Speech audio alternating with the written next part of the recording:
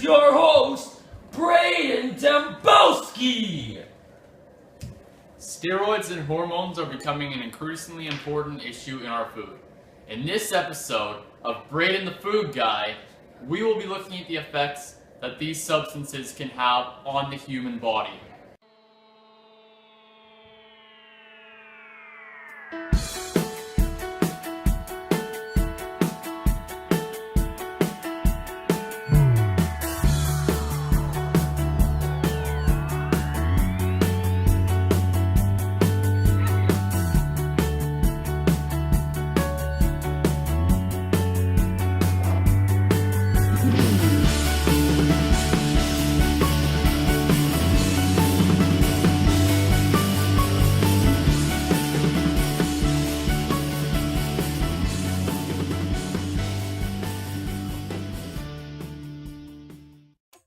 Let's start with the essentials, what these things are.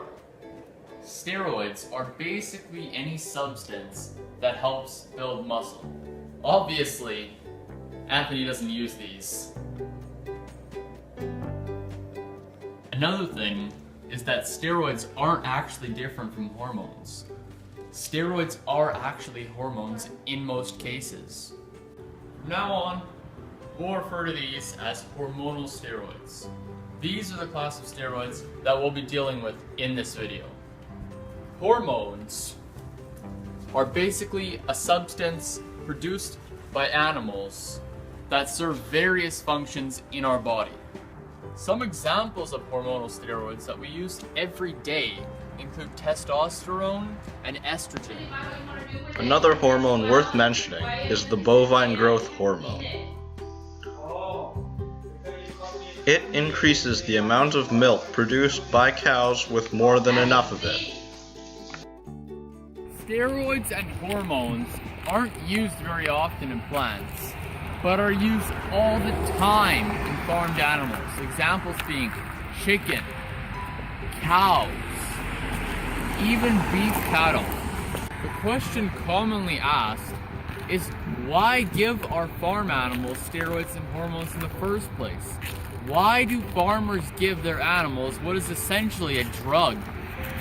There are many advantages to both the farmer and the consumer when it comes to steroids and hormones use in animals. Let's start with the farmer. Some advantages that farmers utilize include animal growth that is more rapid than normal, more muscle and less fat in the animal. Essentially, the whole meat and dairy industries depend on hormones and steroids for their production. Now, if you haven't noticed yet, it's really cold in Winterpeg, so we're gonna take this show inside.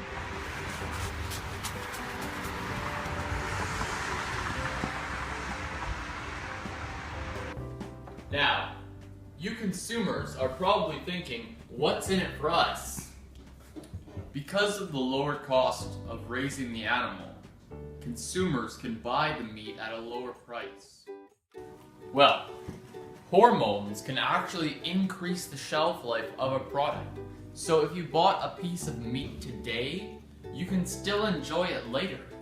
Hormones also create more lean meat with less deposited fat for you health fanatics. There aren't any definite health disadvantages when it comes to using steroids and hormones as a farmer. But what about the consumer? What about you?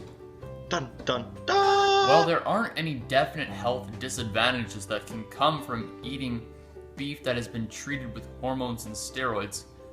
I don't know that much about the topic. Let's turn it over to a real expert. Hi, I'm Anthony, and I have large muscles. Oh yeah, and I know a lot about this topic. Health Canada has checked this out, and they found out that residue hormones in beef are higher than usual, but not enough to affect human health. Although there are some cases where there are high levels of hormones which can damage human health, but they're rare. They're rare. You know the bovine growth hormone that we were talking about earlier? Well, that hormone is specifically related to causing hepatitis B. Cancer. Shut up! It's not cancer. I don't want your help. Shut up. I'll fight you! Fight you right now! I would rather have a weightlifting competition with you. Okay, let's go. Let's go.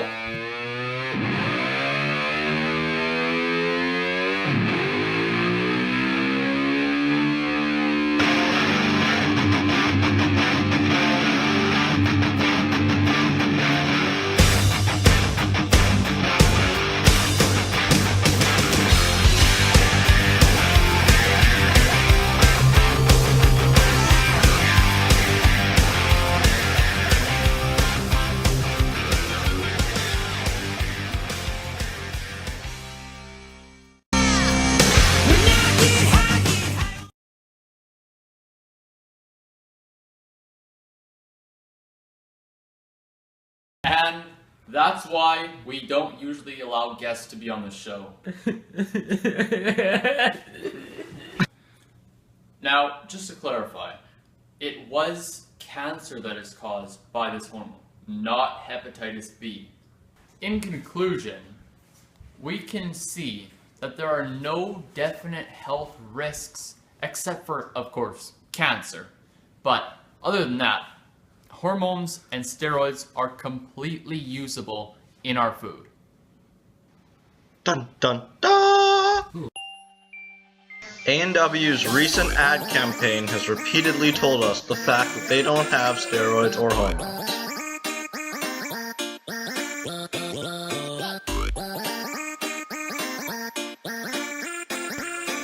We've shown that it's not necessarily bad for you to have steroids and hormones in your food, so does it taste better? We've just left A&W, where the promise was that their beef doesn't contain any additives, hormones, or steroids. We are now at McDonald's, where their beef may contain additives like hormones or steroids. We are conducting a blind taste test. There are 2 subjects that we're using. There are also 2 different types of burgers. They don't know.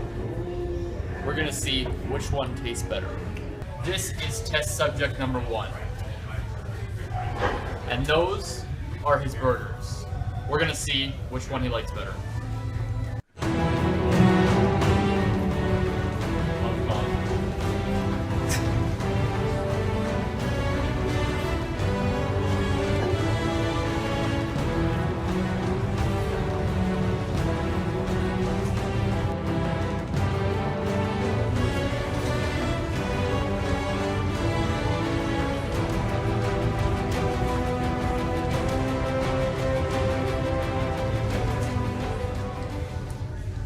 No, I think it'd have to be this one.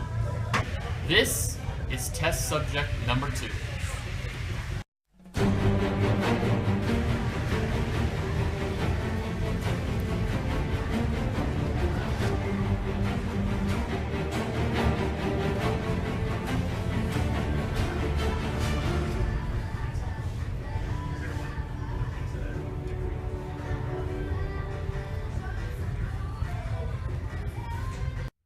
Both subjects choose A&W. Why? This may be because of different reasons, other than the fact that A&W doesn't have steroids and hormones. We tried to remove all other changes to the taste, like the sauce, cheese, pickles, and others. But both meats are seasoned differently, and there are the buns as well. So does this mean that steroids and hormones affect the taste of food? Not necessarily. Remember, I'm Braden the food guy, not Guy Fieri. Do do do do do.